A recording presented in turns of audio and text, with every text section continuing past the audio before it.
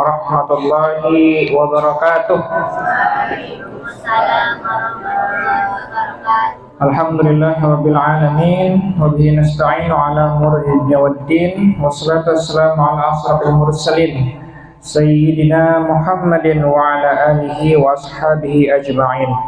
Allahumma aslih ummata Muhammadin sallallahu alaihi wasallam wa farij an ummati Muhammadin sallallahu alaihi wasallam warham ummata Muhammadin sallallahu alaihi wasallam wansyur wahfazu ayyid lahratallah bil alamin bihaqqi Muhammadin sallallahu alaihi wasallam. Amma ba'du. Para tulab dan talibat Lab Living Quran kelas 1 sampai kelas 3 semuanya ini ya? Puasa semua? Oke, kalau dari sini jawabannya enggak, masih bisa dimaklumi. Tapi kalau dari sini puasa semua? Puasa. Alhamdulillah. Karena kemampuan kita berpuasa bukan karena kemauan kita, bukan karena kebiasaan kita, tapi murni karena hidayah dan taufik dari Allah Subhanahu wa taala.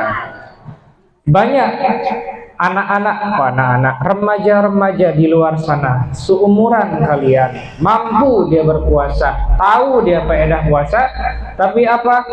Dia tidak mampu untuk berpuasa karena apa? Karena banyak sekali godaan. Ramadan itu adik-adik semua ibarat sinyal WiFi, bukan sinyal paket data. Tahu bedanya? WiFi sama paket data? Beda kan? Nah, apa bedanya? Paket data itu bisa di mana-mana kita pakai. Saya beli paket XL yang ekstra combo VIP misalnya, ya. Saya biasa beli yang 16 GB itu. Saya beli sekali, saya mau pakai di mana-mana bisa. Saya mau buka di sini, nyambung internetnya. Saya bawa ke rumah panggung belakang, nyambung internetnya. Beda sama WiFi. WiFi itu semakin dekat kita sama routernya, semakin kuat sinyalnya. Tapi kalau semakin jauh kita dari routernya, semakin sedikit sinyalnya, bahkan tidak bisa diakses. Nah, Ramadan itu dia seperti itu. Contoh di sini saja, saya tidak tahu. Saya tahu di sini routernya di mana, router WiFi-nya. Nah, di rumah panggung pasti sekitaran sini kuat sinyalnya. Tapi rumah panggung belakang itu jauh sekali dari router, sedikit sinyal, bahkan hampir tidak ada. Nah, bulan puasa, Ramadan itu ibarat WiFi dia. Semakin kita dekat sama Allah, semakin kuat sinyal yang bisa kita dapatkan, semakin berasa dia. Tapi kalau kita semakin jauh dari Allah, denara idab, biasa-biasa saja. Ramadan ini seperti bulan-bulan yang lain. Bedanya sorenya ada berburu takjil, bedanya malamnya ada perang sarung, bedanya malamnya ada keliling bangunin orang sahur, itu aja. Kalau kita jauh dari sinyal WiFi Ramadan itu, maka apa yang kita lakukan pada pagi hari ini itu merupakan bentuk untuk kita meningkatkan diri, mendekatkan diri ke router Ramadan kita, mendekatkan diri kepada Allah Subhanahu wa taala. Karena saya ingat beberapa hari yang lalu saya ngisi di atas itu, saya buka Tajridus Shoreh kalau nggak salah ya, atau apa gitu. Kemudian saya ketemu satu hadis yang berbunyi, hafal sekali saya hadisnya karena gampang kosakatanya. Dia hadis itu berbunyi, man hadara majlisal ilmi fi Ramadan, barang siapa yang menghadiri majelis ilmu di bulan Ramadan, kataballahu lahu fi kulli qadamin ibadata sanatin. Barang siapa yang menghadiri majelis ilmu di bulan Ramadan, maka Allah akan catatkan untuk dia setiap langkahnya itu ibadah seperti 1 tahun pun.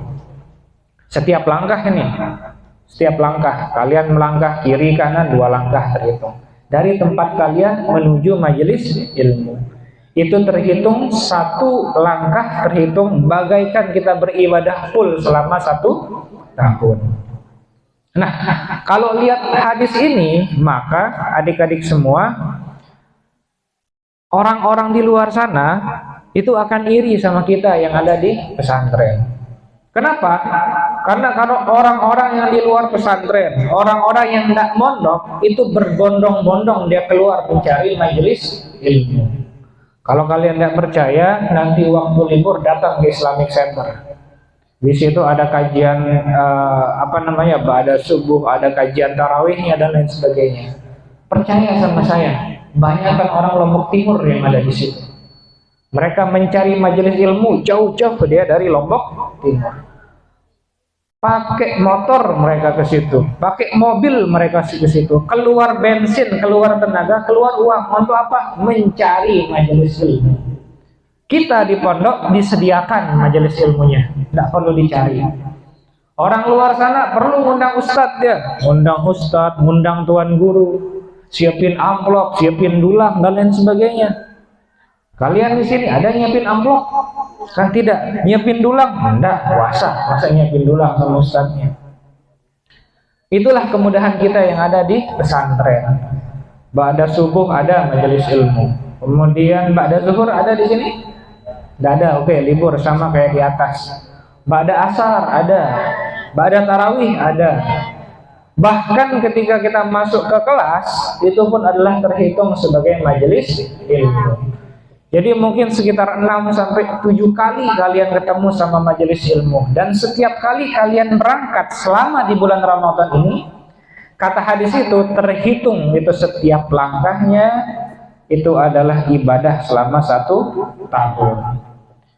Maka kalau kita lihat hadis ini, maka beruntung kalau di subuh ini yang paling jauh langkahnya santri ketimbang santriwati. Santriwati jak dekat nih. Paling 10 langkah nyampe, 10 tahun berarti ibarat pahalanya. Kalau santri kayaknya saya prediksi 30 langkah atau lebih, berarti 30 tahun.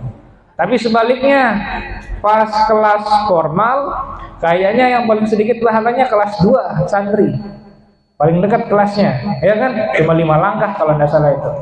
Yang paling jauh mungkin kelas 3 putri ya, mana harus menaiki anak tangga.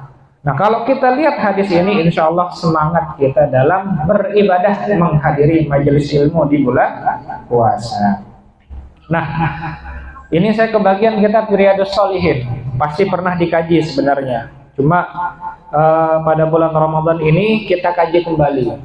Ujian dari kita untuk menghadiri majelis ilmu itu adalah istiqomah. Sekalipun materinya itu mungkin pernah dibahas, kitabnya itu pernah dibuka.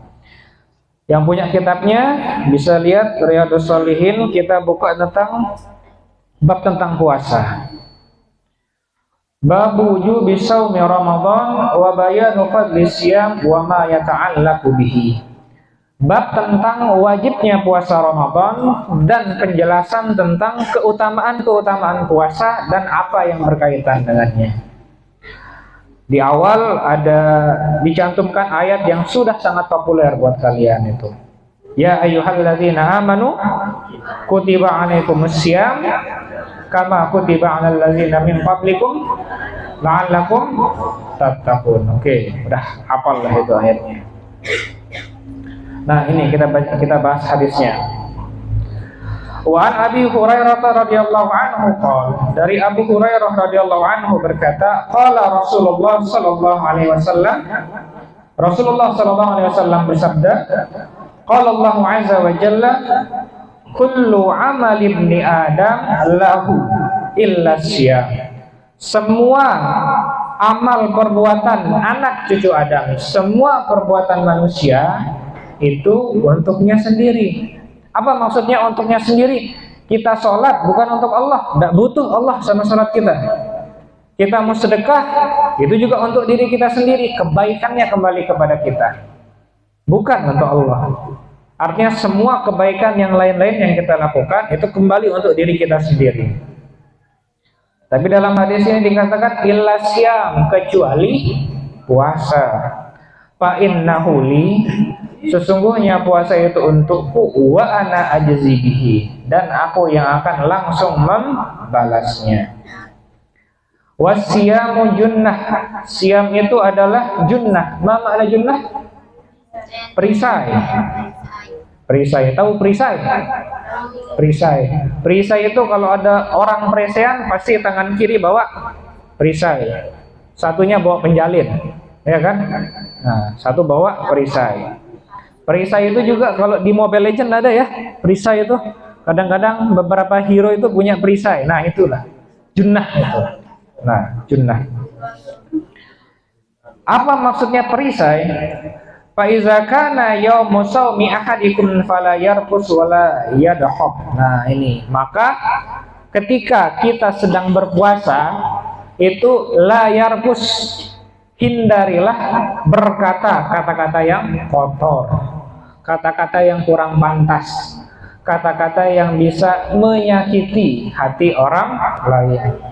Ustaz, kalau kita bercanda boleh? Boleh. Berjorak-jorak boleh? Boleh. Siapa yang larang berjorak?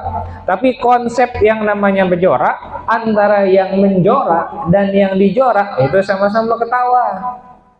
Konsep bercanda itu antara yang mengeluarkan joke, mengeluarkan candaan, sama yang dituju itu sama-sama ketawa. Itu baru bercanda. Tapi kalau yang mengeluarkan candaan ketawa, yang nerima candaan dia nyebang, nah itu baru namanya bukan joke. Hal-hal yang kayak gitu yang dihindari. Fala yarfus. Fa in sabbahu ahadun aw qatalahu falyaqul inni shaim.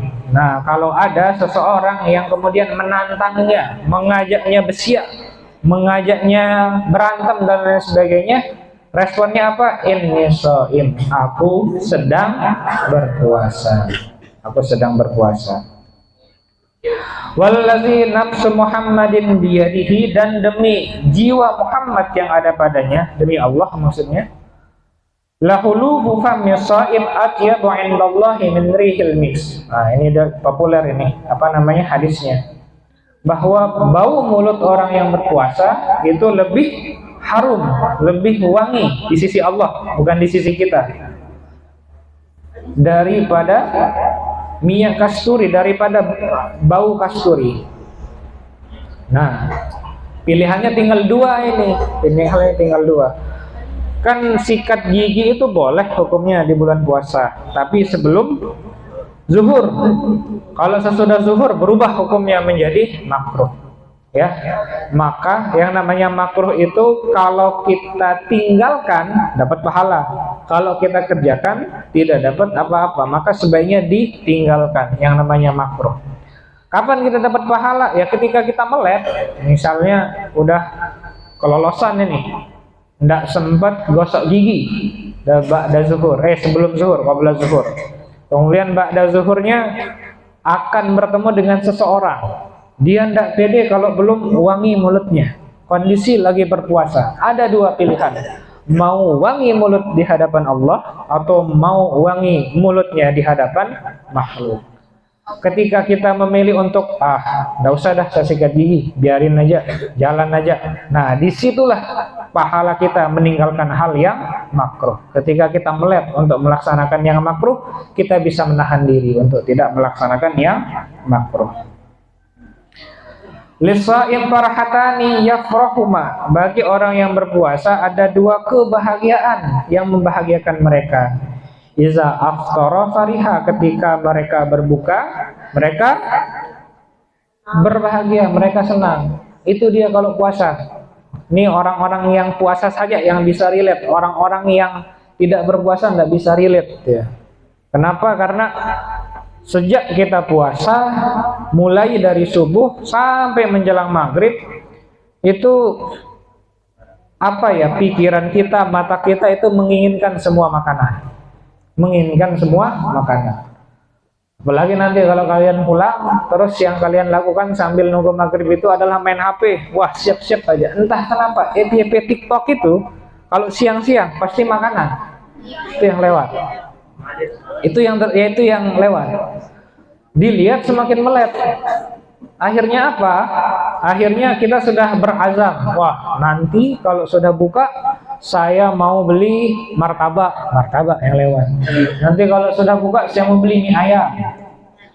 Saya fakta ini dari awal puasa, ketika siangnya saya selalu berazam untuk beli mie goreng yang ada di Nyur Lembang situ. Itu enak sekali kalau kalian tahu. Ini kok saya jadi promo ya? Enggak, live streaming tapi ya? Oh enggak, harus ngendorse dia tuh, saya promosiin. Ini di Nyur Lembang tuh ada yang jual mie goreng enak sekali. Dari awal puasa saya melihat, sampai sekarang tanggal 17 Ramadan belum pernah saya beli. Kenapa? Karena ketika sudah makan kurma satu, minum es tea jus segelas yang dingin, rasa apel, nah udah hilang semua kemeletan itu. Bahagia kita rasanya. Ajaibnya bulan puasa kayak gitu. Itu kebahagiaan yang pertama. Selapar-laparnya kita, semelet-meletnya kita, apapun yang kita meletin pas kita sedang puasa. Ada yang mau strawberry, nanti strawberry aja dah, diganti sama salak pondok, masuk bahagia. Itu dia ajaibnya puasa. Kebahagiaan yang pertama ketika berbuka. Wa idza laqiya rabbahu fariha bisaumihi. Kebahagiaan yang kedua nanti ketika bertemu dengan Tuhannya, maka dia akan bahagia dengan puasanya. Kenapa? Karena tadi puasa ini adalah ibadah yang khusus. Hanya puasa yang Allah bilang, ini puasa untukku, aku yang akan balas dia. Kalau ibadah yang lain enggak, hanya puasa. Nah, adik-adik semua, alhamdulillah kita berpuasa di pondok pesantren. Tadi kan saya katakan ya, puasa Ramadan itu kayak wipi. Wipi itu ada kalanya dia gangguan. Ada kalanya dia gangguan. Kapan dia gangguan? Ketika ada hal-hal yang menghalangi sinyal itu datang. Saya kasih contoh, ternyata dinding itu juga menghalangi dia sinyal wifi. Semakin tebal dindingnya itu semakin agak sulit dia masuk. Nah, sama juga kayak puasa, semakin banyak rintangannya, semakin banyak gangguannya, akan semakin terasa biasa-biasa saja puasa itu untuk kita. Nauzubillah min zalik. Itu dia. Maka penting kita untuk menghindari gangguan-gangguan di bulan puasa. Nah, gangguan-gangguan di bulan puasa itu apa? Mungkin nanti kalian temukan kalau di rumah. Saya yakin kalau di pondok pesantren itu sedikit yang kita temukan gangguannya, tidak sebanyak di rumah kalau kita bandingkan. Ya kan? Karena kalau di rumah itu macam-macam rupa teman kalian. Ada yang enggak dari pondok pesantren, ada yang enggak sekolah. Pulang-pulang ajak main, mokel aja ayo, katanya kayak gitu. Kalau di sini ada, mudah-mudahan tidak ada, insya Allah tidak ada. Suasananya kayak gini. Karena lingkungan itu sangat-sangat menentukan dan sangat-sangat mempengaruhi kita. Ada tipe orang yang satu, dia bisa mempengaruhi lingkungannya. Biasanya tipe leader ini. Dia bisa mempengaruhi lingkungannya. Sekeras apapun lingkungannya, sejelek apapun lingkungannya, tapi dia punya pendirian, dia sulit tergoyahkan sama lingkungannya. Tetap dia istiqomah. Yang kedua adalah orang yang terpengaruhi sama lingkungannya. Ini yang paling banyak, bahkan mungkin kita di antaranya. Maka kalau kita sadar kita adalah tipe orang yang gampang dipengaruhi lingkungan, yang kita lakukan apa? Cari lingkungan yang bagus-bagus, cari lingkungan yang suportif, ya. Nanti yang santriwati cari teman-teman yang spek yali-yali, nah itu cari. Jangan yang spek rok pendek. Kalian juga yang santri silahkan berteman nanti dengan teman-teman yang setidaknya kalau dia tidak mengajak kepada kebaikan, jangan berteman sama orang yang mengajak kepada keburukan. Itu yang terjadi. Ustadz, berarti kita harus pilih-pilih teman dong? Harus. Apalagi kalian usianya masih labil ini. Nanti kalau iman kalian sudah kuat, ilmu kalian sudah banyak, ketika kita tidak terpengaruh dengan hal apapun, nah itu baru bisa berteman sama siapapun. Seperti itu. Bersyukur ya ada di pondok pesantren, terutama yang kelas 3. Ini sudah pada masa-masa kemana ya, saya ngelanjutin dan lain sebagainya ya. Yang terbaik adalah apa yang Allah pilihkan untuk kita. Saya ingin cerita sedikit terkait dengan ini, karena juga diamanahkan sama Ustadz Turmuzi beberapa waktu yang lalu. Saya ingin flashback cerita ke tahun 2011. Kala itu saya baru tamat MTS Hikmatus Syarif. Yang ingin saya lakukan adalah mencari tantangan baru, pindah, lanjutin ke Aliyah Hikmatus Syarif. Mana tujuan saya? Saya spill saja di sini. Tujuan saya adalah salah satu madrasah aliyah negeri favorit yang ada di Mataram. Itu dia. Itu tujuan saya. Ingin saya melanjutkan ke situ.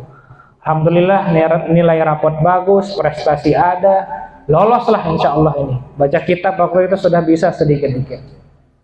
Nah, semua keluarga mendukung, kecuali satu orang, bapak saya. Yang lain mendukung semua. Ibu mendukung, paman mendukung, semua mendukung, kecuali satu, bapak saya itu tidak mendukung. Bahasa beliau, hendak mendukung, hendak melarang, hendak menyuruh. Terus tapi saya dipesan satu yang terpenting, jangan sampai tidak sholat istikharah, karena menggebu-gebu sekali saya untuk keluar dari Hikmatus Syarif dan mencari tantangan baru. Salah satu sekolah favorit yang ada di Mataram, Madrasah Aliyah Negeri ketika itu. Apa yang terjadi? Pergi saya survei. Semakin saya survei, semakin kepengen untuk sekolah di sekolah itu, di madrasah itu. Kemudian akhirnya pada suatu ketika di hari terakhir pendaftaran, berkas sudah siap. Nah, cuma waktu itu yang berencana nganter saya bukan bapak saya, tapi sahabatnya bapak saya, yaitu bapaknya Yusri. Waktu itu Ustaz Agus itu yang siap untuk ngantar saya. Nah itu ibarat orang tua juga buat saya beliau. Nah kata beliau gini, nanti kalau bapaknya Yusri datang, berangkat kamu daftar, tapi kalau enggak berarti kamu diam di Hikmatus Syarif. Apa yang terjadi? Qadarullah, bapaknya Yusri waktu itu tidak datang ke rumah dan saya tidak jadi daftar.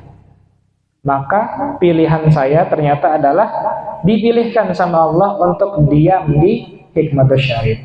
Entah apa hikmahnya, tapi kemudian saya bisa temukan hikmahnya itu 3 tahun kemudian saya rasakan hikmahnya. Kenapa? Karena 3 tahun kemudian waktu ada seleksi salah satu kompetisi dai di Indosiar itu yang diselenggarakan di Haramain, Haramain ngirim suratnya ke Salut, bukan ke Mandua Mataram. Aneh, keceplosan saya nama sekolahnya. Bukan ke Mandua Mataram. Saya dulu kepengen ke Mandua Mataram.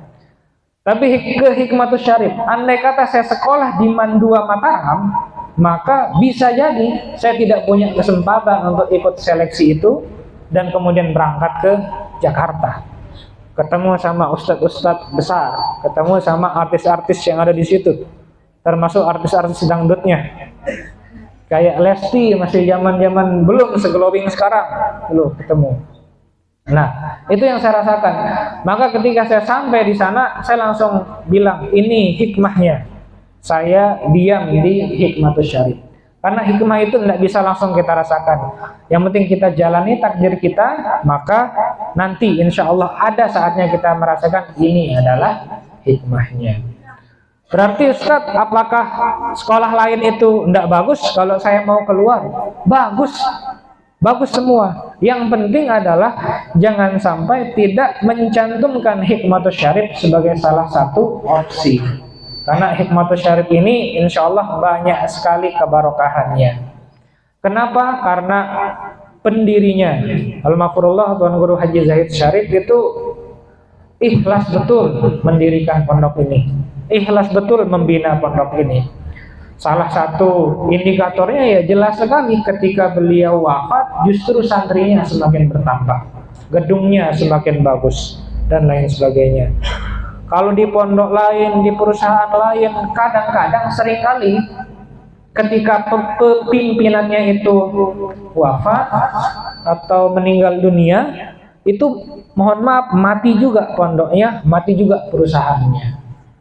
Nah, saya ingat nih beberapa waktu yang lalu, kalau kalian ke Mataram di Jalan Sriwijaya menuju ke epicentrum itu, sebelah kiri jalan tuh ada hotel besar namanya Grand Legi. Ada yang tahu? Kalau yang ke epicentrum nih, sebelah kiri jalan dari timur, Hotel Grand Legi. Zaman dulu itu hotel termewah yang ada di NTB. Dulu kalau ada orang acara-acara pasti di Grand Legi. Nah, beberapa waktu yang lalu diumumkan hotel itu tutup untuk selamanya. Alasannya, bosnya meninggal, anaknya tidak mau melanjutkan bisnis itu. Akhirnya apa? Sudah selesai. Banyak juga pondok pesantren yang seperti itu. Tapi alhamdulillah hikmatus syarif, meskipun beliau wafat, tapi karena keikhlasan beliau, alhamdulillah bisa jadi seperti sekarang ini. Dulu santri salut tidak sebanyak sekarang, sekitar 300-400an dulu, tidak sebanyak sekarang. Kalau sekarang kan hampir 900an dengan kalian yang ada di sini. Itu merupakan bukti bahwa pondok ini ada keikhlasan yang terbangun di situ. Maka jangan sampai tidak memasukkan hikmatus syarif sebagai opsi kalian untuk melanjutkan studi. Perihal di mana yang terbaik, nanti takdir yang ngasih. Misalnya takdir yang terbaiknya adalah di tempat yang saya inginkan di Mandua Mataram, maka itu adalah pilihan Allah. Tapi kalau ternyata takdir juga membawa kalian tetap di hikmatus syarif, itu juga adalah pilihan Allah Subhanahu wa ta'ala. Nah, maka oleh karena itu saya berpesan sama kalian semua, silahkan berikhtiar, tapi nanti apapun pilihan Allah itu yang harus dijalani dengan sebaik-baiknya. Insya Allah ada saja hikmahnya. Insya Allah ini tempat yang barokah. Barokah itu kan ada 3, ada barokah waktu, ada barokah tempat, ada barokah aktivitas. Barokah waktu kapan? Ada waktu-waktu barokah untuk kita berdoa, waktu mustajab. Lebih lebih enak belajar ketika itu. Tentu ada waktu-waktu yang barokah. Ada juga tempat yang barokah. Tempat yang barokah, tempat yang diberkahi. Kita tentu tidak bisa samakan kita sholat di musola Liping dengan sholat di Masjid Madinah misalnya kan, di Masjid Nabawi, beda barokah tempatnya. Tapi ada barokah aktivitas. Salah satu aktivitas yang penuh keberkahan itu adalah menuntut ilmu. Maka apa yang kita lakukan pada pagi hari ini itu merupakan satu bentuk ikhtiar kita untuk mencari keberkahan itu. Nah, saya tidak bawa jam sebenarnya, cuma nggak tahu jam berapa ya. Ini sudah terang. Saya lihat dulu. Nah, satu hadis lagi. Wa fi riwayatin lahu yatruku ta'amahu wa syarabahu wa syahwatahu min ajli asyamu li wa ana ajzi bihi wal hasanatu bi asri amsalihah. Oh, redaksi yang lain adalah dalam hadisnya dikatakan mereka meninggalkan makanan, minuman, syahwatnya karenaku. Maka puasa itu untukku dan aku yang akan membalasnya. Wal hasanatu, kebaikan itu bi asri amsalihah, diganjar 10 kali lipatnya. Nah, adik-adik semua, jadi itu yang kita bahas pada pagi hari ini. Mudah-mudahan apa yang kita sama-sama ikhtiarkan di pondok ini, mudah-mudahan kita diberikan hati yang ikhlas, hati yang istiqomah, hati yang selalu berhusnuzon dengan segala yang Allah tetapkan, dengan segala yang Allah takdirkan. Yang terpenting itu berproses dengan baik. Dimanapun kita belajar, dimanapun kita sekolah, yang penting kita tetap istiqomah dalam kebaikan. Nah, itu dia yang bisa saya sampaikan pada pagi hari ini. Mudah-mudahan ada arti dan manfaatnya. Marilah kita tutup dengan sama-sama melafazkan hamdalah dan doa kafaratul majelis. Alhamdulillahirabbil alamin. Subhanakallahumma wa bihamdika asyhadu an la ilaha illa anta astaghfiruka wa atubu ilaik. Ada baca doa atau langsung? Ada. Coba baca doa.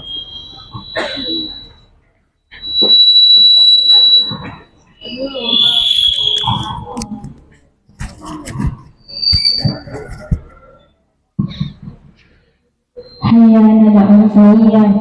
Bismillahirrahmanirrahim. Nabil Quran waj'alhu lana imaman wa nuran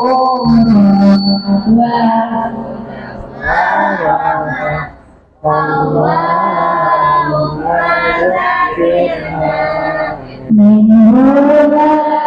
ياسين وعلمنا منه مرجعنا وارزقنا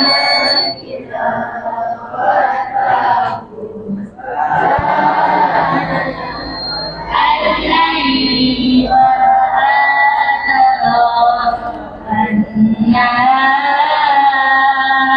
واجعله لنا حجة يا رب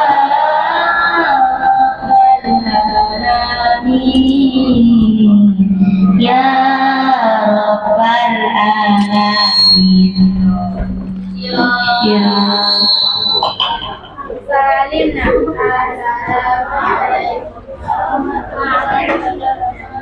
kamera matiin matiin